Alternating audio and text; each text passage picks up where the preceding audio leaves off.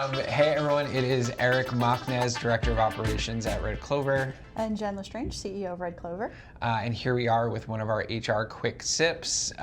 It's very timely as we are currently working with our clients through open enrollment season, as well as Jen just received our benefits information We just went through it yesterday. For 2026. And I will say, Jen, that I think every business owner who has employees that wants to provide benefits always budgets for and anticipates an increase in benefits premiums I don't costs. know that any of us budgeted for what we got this year. Yeah, I don't. We're seeing across the board, we're seeing, anecdotally, at least 3 of our clients have seen percentages increase of around 20%. Yeah.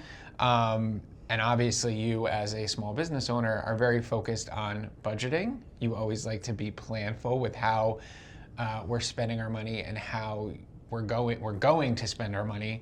What are just some quick things business owners can do now to plan for the future and be strategic with their budgets if they are facing a larger than anticipated benefits premiums increase? Okay, and I'm going to keep this out of the world of PEOs for this one because I think that it works a little differently. So let me just speak to those folks that are working with a traditional payroll provider, a benefits broker, and they're going through renewal season. So the first thing is you get kind of the results back when your broker goes to market, and what you should be seeing is your current plan, what the projected increase is on that current plan, and then they should be giving you some alternatives. So the first thing that we look at is if the increase, and let's say the increase is like a 20% increase, which is hard for a lot of people to budget, even if you do increase the cost sharing percentages, and we'll talk about how that works in a minute. But the first thing is there another plan that we can move people to that is still meeting the needs of the workforce, so provides enough care, and that's individual to culture and to the demographics of your workforce and so on, but is there a less costly plan that's still going to meet the needs of my people? And can I redirect some of that money in another area? So for example, if you're on a more traditional plan, maybe with a lower deductible, maybe you can go to a high deductible plan that is HSA eligible and then redirect some of the company money that you had budgeted that you might be saving off that plan to HSA funds, or simply just providing the HSA that your employees can contribute to.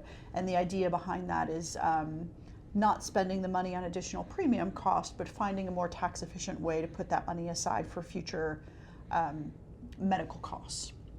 So that's one area. So looking at the market, seeing what else is available, maybe providing alternative options to your employers through a different insurance provider or the same carrier on a different plan that saves you some money as far as what's actually being billed to you on a monthly basis. The second part of this is how are you cost sharing with your employees?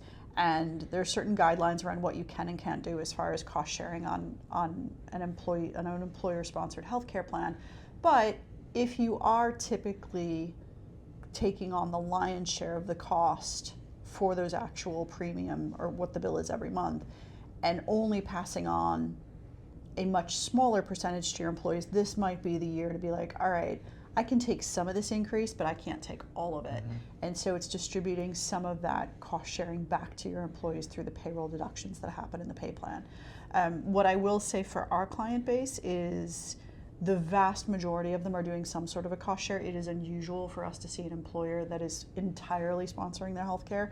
The other thing that I'll say specifically for the small business is the increases that we are seeing in the small group plans is a higher percentage increase on average than what people may be seeing in very large group plans or in multinationals, simply because of the size of the pool that they're pricing against. So it is something where we are feeling the pinch a little bit more than some of our larger compatriots, so to speak.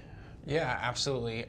Listen, the HR Quick Sip is just for you to get some quick information that you can take in over your morning coffee.